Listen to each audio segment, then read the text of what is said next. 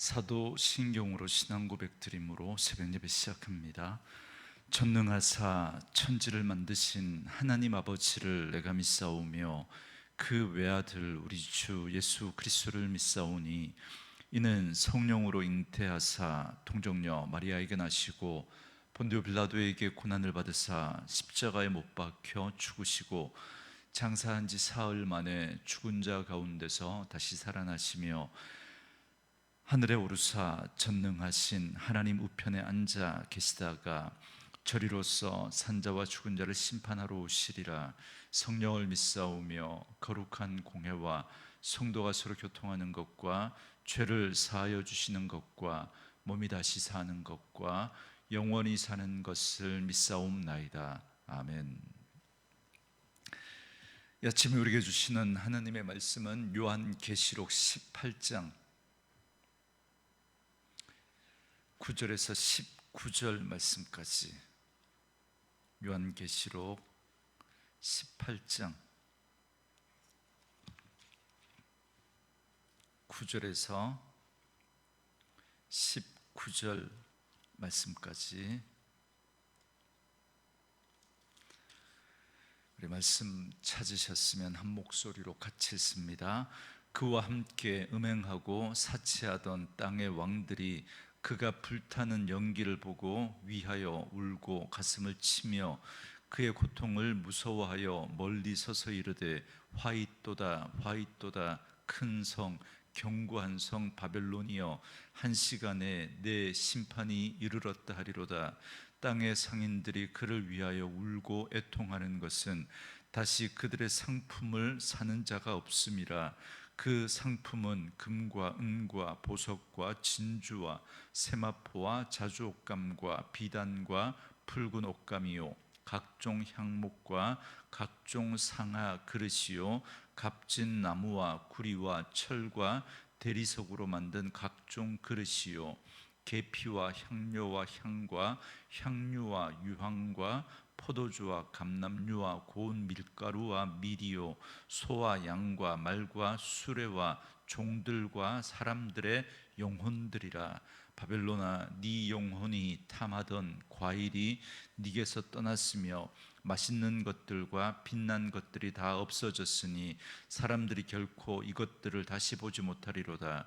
바벨론으로 말미암아 치부한 이 상품의 상인들이 그의 고통을 무서워하여 멀리 서서 울고 애통하여 이르되 화이또다 화이또다 큰 성이요 세마포 옷과 자주옷과 붉은 옷을 입고 금과 보석과 진주로 꾸민 것인데 그러한 부가 한 시간에 망하였도다. 모든 선장과 각처를 다니는 성객들과 선원들과 바다에서 일하는 자들이 멀리 서서 그가 불타는 연기를 보고 외쳐 이르되 그 큰 성과 같은 성이 어디 있느냐 하며 티끌을 자기 머리에 뿌리고 울며 애통하여 외쳐 이르되 화이또다 화이또다 이 큰 성이여 바다에서 배 부리는 모든 자들이 그 너의 보배로운 상품으로 치부하였더니 한 시간에 망하였도다. 아멘. 오늘은 함께 읽으신 요한계시록 18장 9절에서 19절 말씀을 중심으로 탄식과 환희라는 제목의 말씀으로 잠시 은혜를 나누겠습니다. 계시록 17장부터 18장은 일곱 나팔, 일곱 대접의 심판 후에 일곱 번째 그 대접 재앙에 의해 무너진 바벨론에 의해서 여러 각도로 이야기해주고 있습니다. 17장은 바벨론을 큰 음료로 묘사하면서 머리 일곱에 열 뿔을 가진 짐승을 타고 있는 모습으로 설명합니다. 이 짐승은 마지막 때에 그리스도를 대적하는 큰 권세를 가진 적그리스도를 의미합니다. 이어서 어제 본문인 18장 1절부터 8절은 천사에 의한 바벨론의 붕괴가 선언됩니다. 바벨론은 음행과 사치와 치부로 인해서 하나님의 진노의 심판을 받게 될 것임을 말씀했습니다. 이제 오늘 본문에서는 바벨론이 갑자기 망한 것을 보고서 슬피 우는 자들의 모습을 보여주고 있습니다. 세 부류의 사람들이 등장하고 있는데요, 첫 번째는 왕들입니다. 9절에 보시면 그와 함께 음행하고 사치하던 땅의 왕들이 그가 불타는 연기를 보고 위하여 울고 가슴을 치며 그럽니다. 여기 언급된 땅의 왕들은 세상에 소망을 두고 살아가는 모든 권력자들을 가리킵니다. 그들은 바벨론의 음행과 사치를 즐기던 자들입니다. 자신들의 이윤을 위해서 정의와 윤리적 판단 같은 건 그냥 뒤로 미루고 오직 자신들의 이득을 위해서, 자신들의 권력과 자신들의 그 이득에만 몰두했던 자들입니다. 사도 요한의 그런 시대로 치면 이들은 당시 로마 제국에 협력하는 각 지방의 총독들이나 분봉 왕들입니다. 이들은 로마에 부역하면서 로마의 죄에 동참했던 자들입니다. 그렇게 로마 덕분에 권력을 누리다가 로마의 멸망에 안타까워하며 슬피 노래하고 있는 것입니다. 여러분, 이런 일들은 우리 주변에서도 얼마나 자주 봅니까? 어떤 정권이 바뀌면서 그 정권에 부역하면서 온갖 악행을 저지르다가 그 정권이 무너지면서 함께 무너지는 그런 사람들 모습들을 우리가 얼마나 많이 봅니까? 마지막 때에 대대적으로 이러한 일들이 일어나게 될 것을 말씀해 주고 있는 것이죠. 이처럼 그들은 큰 성 바벨론이라고 불린 로마가 그렇게 허무하게 멸망하게 될 줄은 꿈에도 생각하지 못했던 자들입니다. 그래서 그들은 자신들의 그런 어리석음을 한탄합니다. 그리고 그제서야 강하신 하나님을 인식하게 되는 것이죠. 그래서 10절에 보면 그의 고통을 무서워하여 그럽니다. 자기들이 당할 그 멸망을 생각하면서 더욱더 무서워지는 겁니다. 그러나 참된 하나님의 백성, 참된 교회, 주님의 피로 죄 사함을 받고 심판에서 구원받은 자들, 그 바벨론의 그 죄악에 참여해서 함께 탐욕과 사치와 타협하며 살아가지 않았던 그런 하나님의 백성들에게는 로마에 부역한 그 권세자들이 받는 그 심판을 목도하게 될 것입니다. 그들에게는 큰 성 바벨론의 멸망은 구원과 해방의 기쁜 소식이 될 것입니다. 그래서 마지막 날 그 세상이 무너짐을 안타까워하며 한탄하는 이들이 있는가 하면 오히려 그걸 바라보면서 오히려 기뻐하며 환희에 찬 이들이 있습니다. 항상 말씀드리지만 그날은 이중적인 의미가 있기 때문에 그날은 악인들에게는 심판의 날이요, 우리 하나님의 백성 의인들에게는 구원의 날이고 승리의 날이기 때문에 그렇습니다. 이제 세상의 멸망을 애통해하는 두 번째 부류가 등장하는데요, 바로 땅의 상인들입니다. 11절에 보시면 땅의 상인들이 그를 위하여 울고 애통하는 것은 다시 그들의 상품을 사는 자가 없음이라, 이렇게 말합니다. 여기 땅의 상인들이 애통해야 하는 이유는 간단합니다. 그들이 부를 축적할 수 있었던 터전, 쉽게 말하면 시장이 사라졌기 때문입니다. 그래서 슬퍼하고 있습니다. 오늘 우리는 이 땅에 부요함을 구하며 이 땅에서 부를 축적하는 것을 두려워할 줄 알아야 합니다. 부를 모은다는 것이 무조건 잘못된 것은 아닙니다. 그러나 자기만을 위해서 물질을 쌓는 것은 우리가 두려워할 줄 알아야 합니다. 왜냐하면 세상의 물질은 반드시 멸망할 것이고 거기에 사랑과 관심을 쏟는 자들은 더불어 함께 멸망하기 때문입니다. 그래서 야고보서 4장에서는 열심히 돈 벌 궁리를 하고 장사하는 자들을 향해서 이렇게 말씀합니다. 내일 일을 너희가 알지 못하는도다. 너희 생명이 무엇이냐? 너희는 잠깐 보이다가 없어지는 안개니라. 너희가 도리어 말하기를 주의 뜻이라면 우리가 살기도 하고 이것이나 저것을 하리라 할 것이거늘, 그렇게 말합니다. 우리가 이 땅에서 돈을 벌고 물질을 취하는 것이 분명히 여러분 잘못이 아닙니다. 그러나 그것도 주님께 주도권을 드려야 합니다. 주님이 친히 인도하시고 그분이 친히 경영하도록 하셔야 됩니다. 물질을 모으는 목적도 여러분 우리에게 주님이어야 합니다. 그리고 그 주님의 뜻대로 이런저런 일들을 해야 합니다. 주님이 내 삶의 주인이고 내가 가진 물질의 주인도 주님이라는 사실을 인정할 수 있어야 합니다. 이걸 가리켜서 우리는 청지기다라고 그렇게 말씀합니다. 하나님이 우리에게 맡겨 주신 것이죠. 그러므로 주신 분도 하나님이시고 다시 우리 손에서 거두실, 취하실 분도 하나님이심을 명심해야 합니다. 그래서 그 주인의 뜻에 합당하게 재물을 또 바르게 사용할 줄 아는 그런 지혜가 필요합니다. 그런데 12절과 13절에 보면 상인들이 사고 팔던 상품들의 목록이 나오는데요, 그 목록들을 보시기 바랍니다. 여기에 나오는 이 물건들은 한마디로 말하면 사치품들입니다.